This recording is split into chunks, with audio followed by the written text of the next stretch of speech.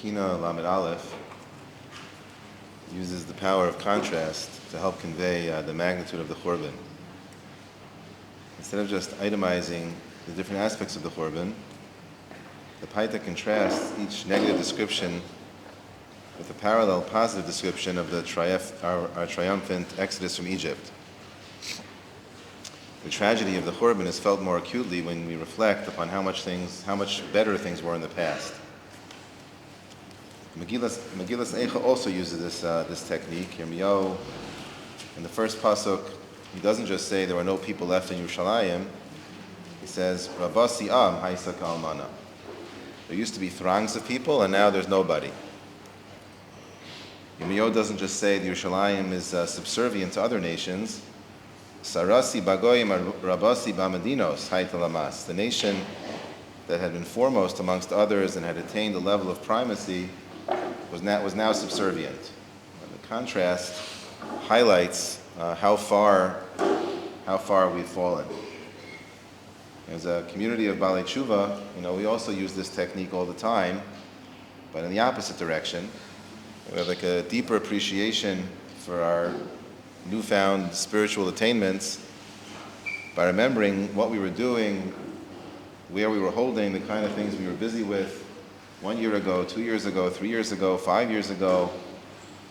The current closeness to Hashem that we've been able to attain, the levels of learning, the levels of kirva, are made more significant by reflecting on how distant we've been in the past, how far away we were from Hashem in the past. We can appreciate even more acutely how lucky, how fortunate we are in the present. If you look closely at the actual stanzas in the Kinnah, some of them focus on physical differences between our departure from Yerushalayim and our departure from Mitzrayim. The Kinnah says, Dagan mishamayim b'tzur yazuvu mayim. We had man from heaven and water from a rock when we left Mitzrayim. When we left Yerushalayim, it was mei rosh v'la'ana, wormwood, bitter water, the opposite. Other stanzas, however, instead of focusing on physical things, focus on spiritual differences. When we left Mitzrayim, there was kedusha and nevuah. There was holiness, there was prophecy. When we left Yerushalayim, nigala v'ruach hatuma. There was filth, abomination, there was impurity. Similarly, when we left Mitzrayim, naroch milchama v'Hashem shama. We would fight wars and Hashem was with us. But when we left Yerushalayim, rachok minenu v'hinei einenu. Hashem is far from us. He's not there. This the causal chain that links these three ideas, that there's chait, and then there's a chait and a ruach hatuma that causes distance of the Shekhinah, and then that causes an adverse change in our physical situation. That's a cycle that we've repeated throughout the Galus. Throughout our Galus, this constant chain of chait, distance of the Shekhinah, and then physical conditions changing in an adverse way. And we spend the entire Tisha B'Av mourning this process, thinking about all the distance that we've caused through our chatayim and the repercussions of those chatayim over the course of our history. Notwithstanding the negative character of the day and all the negative things we reflect upon, Tisha B'Av is called a Moed in Megillas Eicha. Moed means a meeting place. It's used in the Torah to refer to the holidays. The Shalosh Regalim are called Moadim. That's why we don't say Tachanun on Tisha B'Av, we don't say Tachanun on Erev Tisha B'Av. And the question is, how could it be that Tisha B'Av is called a Moed? How could it be used the same description that's used for Sukkos and Pesach, Shavuos? How could there be a comparison between Tisha B'Av and the Shalosh Regalim? So Rabbi Yerucham used to say that there are Moadim of Kiruv, and there's a Moed of Richuk. There's Moadim of Kiruv, that's the rest of the Moadim. There's also a Moed of Richuk, a Moed of distance. What does that mean? So the Alei Shur, Rav Wolbe explains, he thinks Rabbi Yerucham meant, he says that there's a phenomenon where a person is so far away that they don't even realize they're doing things that are wrong. Russia, who's behaving in certain ways and doesn't even appreciate how far he's fallen. He thinks he's a tzaddik. He's doing things that he thinks are mitzvos, are really averos. Right? Ramchal describes that phenomenon at the beginning of Mesilas Yesharim. People are just confused. They don't even know what's right and what's wrong. People who are doing things that are problematic, and they don't realize it. Rav Wolbe brings psukim from Yirmiyah, where it's clear that part of the problem before the Churban was that people really thought they were okay. They didn't realize how far away they were. He brings a medrash that the medrash says that Hashem explains to Yerushalayim that all of the din that Hashem brought with the Churban is because people keep saying, Lo chatasi, I haven't done anything wrong, I'm good. People are saying that over and over again. They don't realize how far away they are, and that was the reason why Hashem brought the Churban. And the truth is that when the Churban came, all of those delusions were exposed. All of those misunderstandings that people had, that they thought they were okay, they thought they were behaving okay. If Hashem brought a Churban of this magnitude, I guess we were wrong. I guess chatasi. I guess I did make mistakes. I guess my way of life was problematic. This provided like a true reality check for the people. And this is what Rav Yerucham meant. It's a moed of richuk. It's a moed of richuk because the first step in coming back is realizing really how far away you are. So to get to the moedim of kiruv, first there to be a moed of richuk, because if people don't even realize how far away they are, they don't know how to rectify it, they don't know how to fix it. So Tisha B'Av, there's a moed aspect to it because the magnitude of the Churban drills home for us how far away we really are and how much work actually needs to be done. Understood that way, it also makes sense, Stam, in the way the calendar is set up, and Rav Wolbe emphasizes this in a different place, that right after Tisha B'Av, right after the 3 weeks, on Tisha B'Av, which is the climax of the 3 weeks, we start the Shiva D'Nechemta, the 7 weeks of consolation that lead right into Rosh Hashanah and the Yamim Noraim. And this idea that this period of time that we're in now, from Shiva D'Nechemta till Tisha B'Av, this moed of richuk is supposed to help us realize, gosh, like we're really far away. There's so many things that I need to fix. There's so many things that I need to do better with. I have to work on my relationship with Hashem and become a better person and try to influence people around me to become better people. And that realization can spur the process of consolation.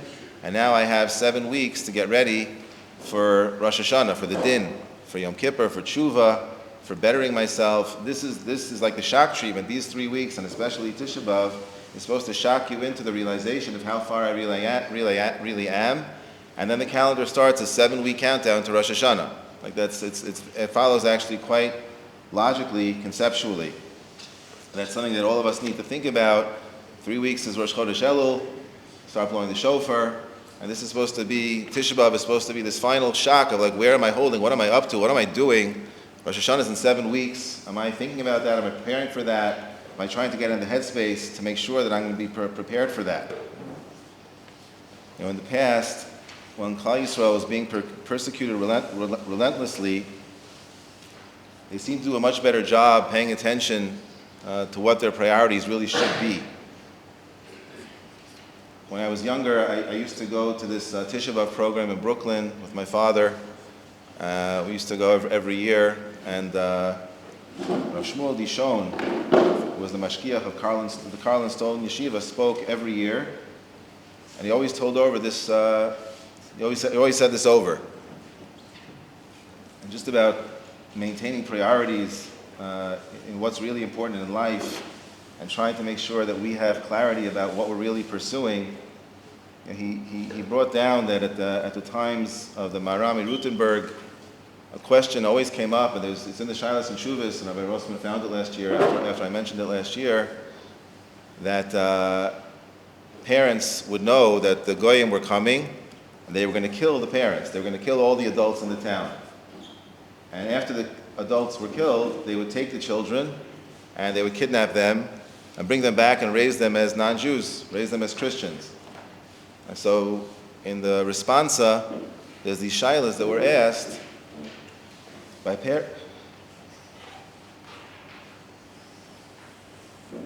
parents about whether they're allowed to kill their children. Is it mutter? Is it okay to kill my child so that he's not raised as a Christian? If he dies now, he's 4, he's 5, he's 6, he's a holy Jew. I know I'm going to die. If I kill my child before the Goyim get here, he'll die as a holy Jew. If I don't do that, he's going to be kidnapped and raised as a Christian. Rashi brings down in Chumash, based on Surin Dinim, Gadol hamachtio yotem ehargo, right? It's worse to have someone do a chait than to kill someone. You kill someone, he's only killed in this world. If you have him do a chait, you're taking him out of olam haba, you're taking him out of eternity. Gadol hamachtio yotem ehargo. It's much worse to make someone do an aveira than to kill him. And these parents were living by that. They realized that. It would be better for my child to die than to be raised as a Christian. How much time do we spend on this planet anyway? How long are we here for? Right? Eternity is much longer than that. I want my 4-year-old son to die as a holy Jew. But in order to ensure that, I would have to kill him. So, like Rabbi Yosef was saying before, they didn't have a gun. What were they going to use? A knife? Kill your child. And the response, this Rav Dishon used to always quote, also just the nusach of the response, like the custom has already spread to be lenient, to allow you to kill your children. The minig has already spread to permit that practice to ensure that your child dies as a Jew.